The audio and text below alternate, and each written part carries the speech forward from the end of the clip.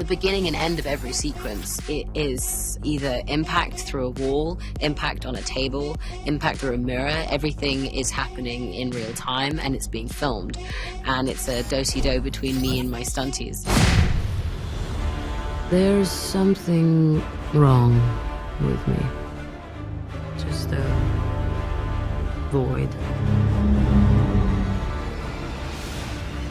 It's an interesting thing to try and explain, the void. It's this thing that Bob doesn't have control over, and once he loses control over it, it becomes this all-powerful kind of wormhole-esque thing.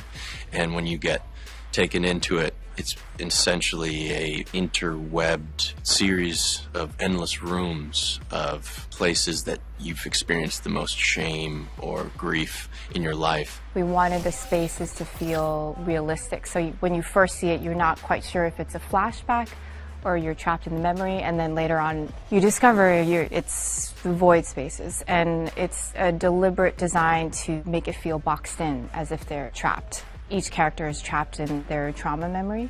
And it's pretty cool how Jake's designed it. It's almost like this eternal sunshine in the spotless mind, kind of Schenectady, New York fever dream. Just the encouragement to try to do something different, like Spike Jones and Jonathan Glazer. There's an old Jonathan Glazer commercial, I think, for Levi's, where they're bursting through walls and there's explosions as they do that, and then obviously the sequence from being John Malkovich of going into Malkovich's subconscious.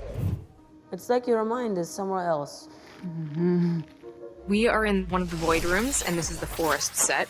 It's one of the first void rooms that Yelena goes into. It is a flashback to when she was a child, luring one of her friends into the forest to be then killed.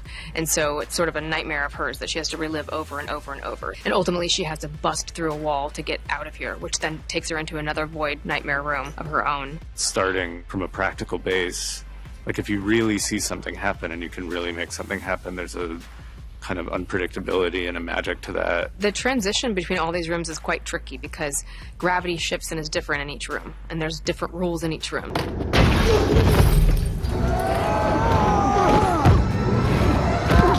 So she starts this way, slams through a wall, and then gravity shifts, so now she's falling. And so as far as sizing and timing and how we needed to do that, we really had to prep, you know, with camera and stunt team and effects and everybody to be on par with that. Every team has to work together to do that, like, you know, Dan and Charles and the whole special effects team, and Grace and Heidi and her whole team, you know, just the stunts and the practical execution, getting it all on camera takes so much coordination. They got to run from one side of a set to the other, and we had a fake wall prepped, and the moment I made impact, the whole thing broke and dust powdered everywhere. And it's all different in every single room. So when she comes out of the training room, she dives through a mirror, and that mirror sends her, she's sick going this way, and once she dives through the mirror, she ends up coming up through the bathroom floor. So it's all very tricky and technical, but very, very cool. So because this connects directly to Yelena's bathroom void space, which she had to climb up into because we're doing all of the practical transitions, and then we knew that we needed this to connect to the attic, we actually had to add height to the attic, also for some of the lighting elements from underneath, for what they're looking at, so that all of this could practically connect. This is actually like tied more into sees Bob in the mirror again, so that becomes motif.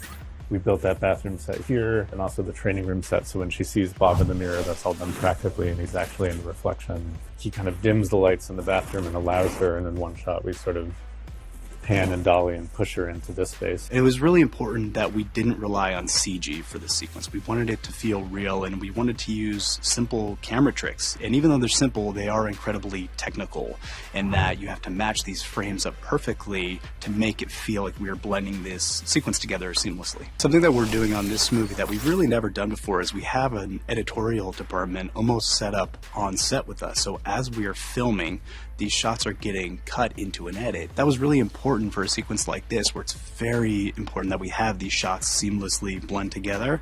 So we were able to go to the monitor, make sure they matched, to make sure we can move on to the next thing. They are human beings more so than they are superheroes. And so that way they're much more relatable, and it lends itself to being shot in a very practical way.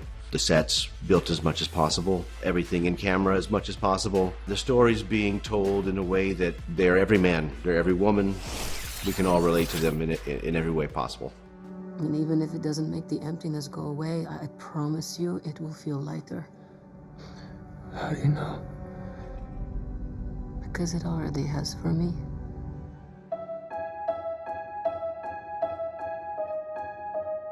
I'm here. You're not alone.